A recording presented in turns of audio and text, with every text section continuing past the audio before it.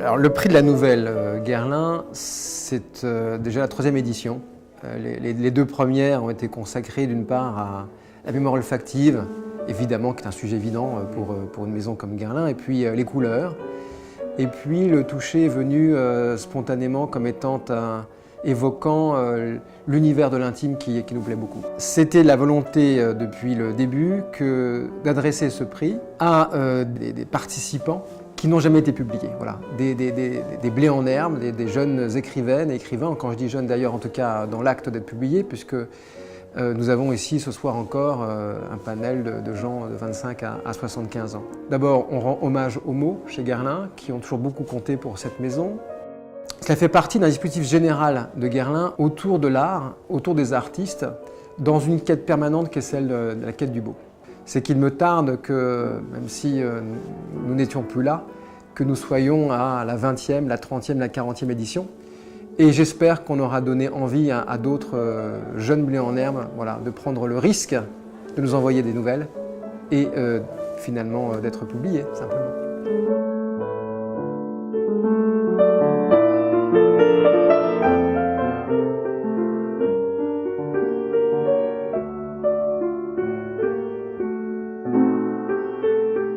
J'ai appris que ce concours avait lieu 48 heures avant la fin. Je me suis mis au travail, j'ai travaillé une partie de la nuit. À l'aube, j'étais à nouveau. Et puis voilà, j'ai envoyé ma nouvelle. Le jour de mon anniversaire, la femme me dit « Il y a une dame qui a téléphoné pour ta nouvelle ». J'ai dit « Attends, j'ai pas gagné quand même, c'est pas possible ». En l'espace de 2 heures, ça a été la fête pour moi.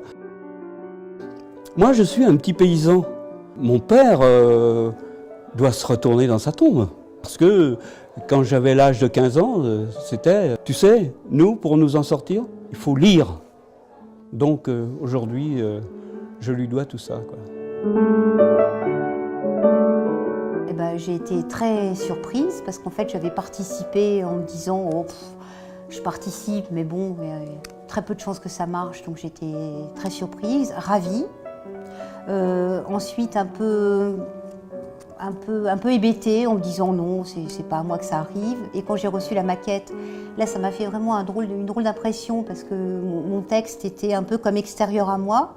Je l'ai vu comme d'autres gens auraient pu le voir et j'étais tout simplement ravie, quoi. Voilà. Quand on joue aux échecs, on le dit, on n'a pas honte, mais quand on écrit pour soi-même, on a honte de le dire parce que les gens diraient bah, disons, pour qu'elle se prend celle-là, voilà.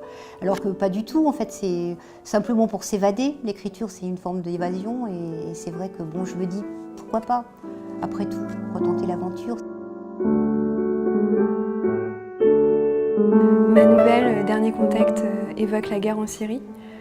Et c'est grâce à ce concours, Guerlain et Cherche Midi, que j'ai réussi, autour du thème touché, à trouver exactement ce que je voulais dire à ce sujet.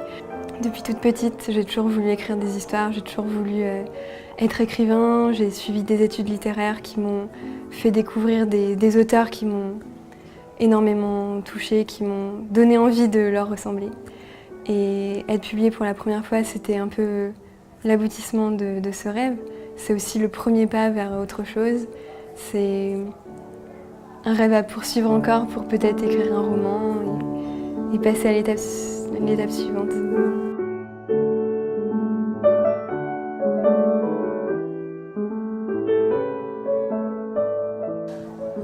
Moi-même, la première fois que j'ai été publié, il y a longtemps, ça vraiment procure un vrai plaisir de reconnaissance, etc. Et le fait d'avoir matériellement, dans un format livre, une chose qu'on a mis dans un format plus grand, un format machine à écrire ou ordinateur, il y a à la fois une vraie fierté, une reconnaissance, et ça, je pense qu'ils le ressentent. Pour eux, c'est assez touchant de voir ce sentiment-là, le sentiment que moi-même, quand j'ai publié mon premier livre, j'ai ressenti.